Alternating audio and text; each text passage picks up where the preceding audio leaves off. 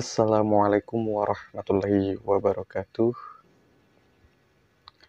Salam semuanya, dimanapun kalian berada. Salam sedulur setanah air dari Sabang sampai Merauke. Semoga dimanapun kalian selalu diberikan rezeki yang melimpah, selalu diberikan kesehatan, selalu dijauhi dari mara bahaya. Amin ya Allah ya Robbal Alamin. Kali ini saya akan membahas tentang khodam kembali, yaitu tentang perbedaan antara khodam amalan dan khodam titisan dari leluhur. Nah, ini ada perbedaannya. Nah, hal ini saya buatkan lagi atau saya perjelas lagi karena masih banyak sekali yang masih menanyakan antara khodam amalan dan khodam leluhur itu perbedaannya seperti apa. Nah, ini akan saya perjelas lagi. Nah, untuk kalian disimak videonya dan langsung saja kita mulai ke pembahasannya.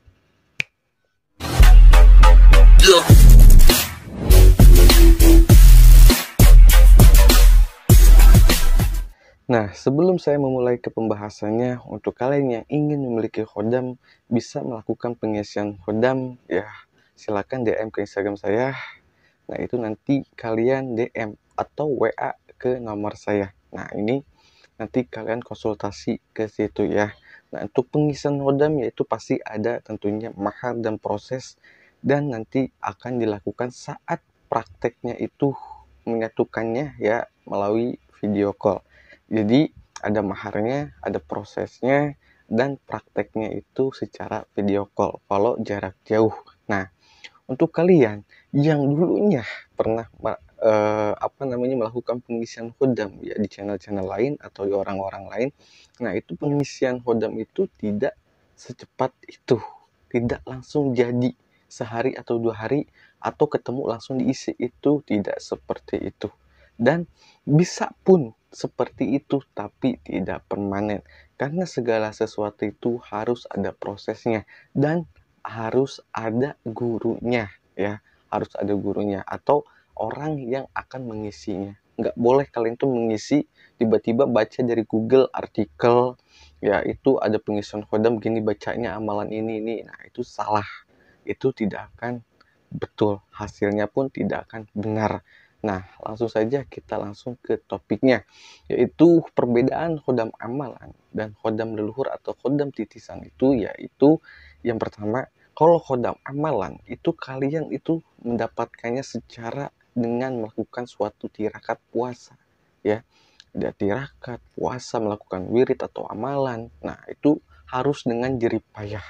Baru nantinya akan berbentuk khodam. Contoh seperti ini.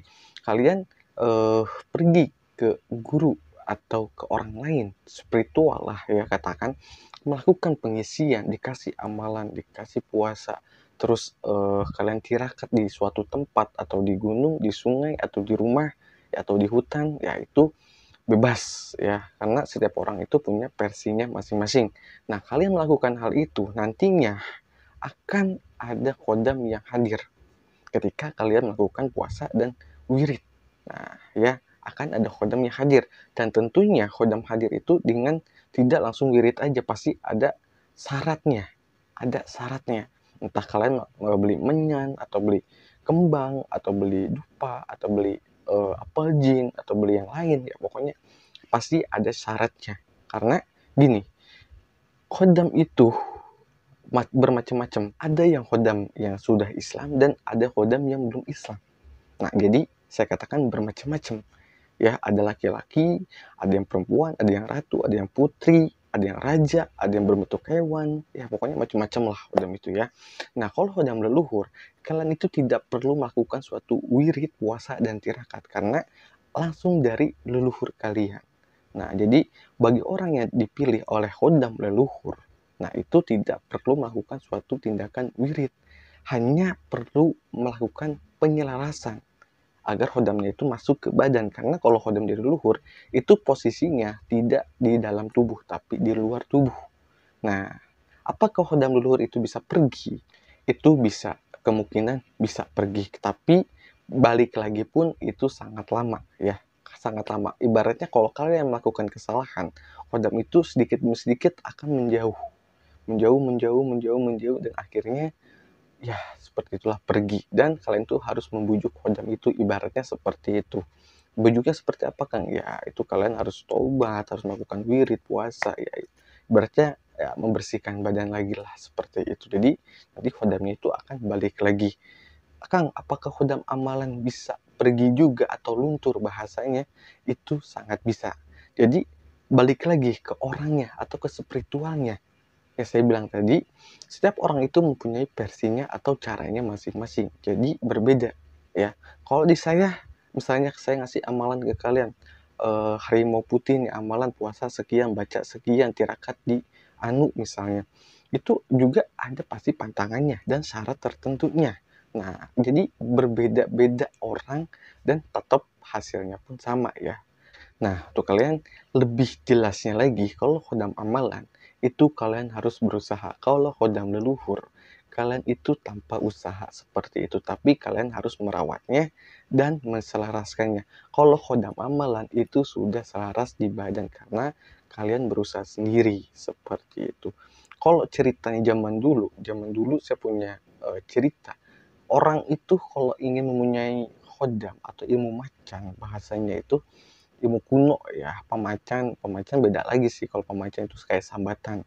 Nah, orang dulu itu melakukan suatu tirakat selama 41 hari. Kalau sudah lulus nih tirakatnya, baru dia itu ke hutan atau ke gunung. Nah, yang dia tirakatkan atau yang dia lakukan, yang dia baca, itu dibaca di situ.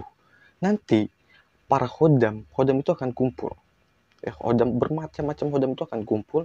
Nah di situ akan nanti dipilih.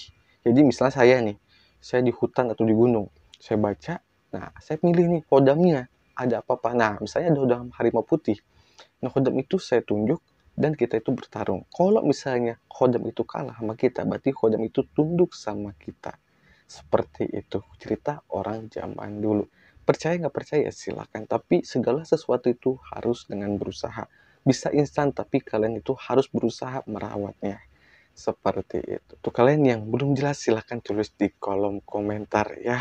Silahkan, tapi dengan syarat komentar yang baik dan positif. Karena kalau kalian tidak percaya hal gaib ya silahkan, lebih baik jangan berkomentar. Karena ya segala sesuatu ya apa yang kalian lakukan ya balik lagi ke diri kalian nantinya seperti itu. Nah, di sini saya pamit undur diri. Mohon maaf bila ada salah kata atau ketidaksamaan pendapat. Saya pamit. Wassalamualaikum warahmatullahi wabarakatuh.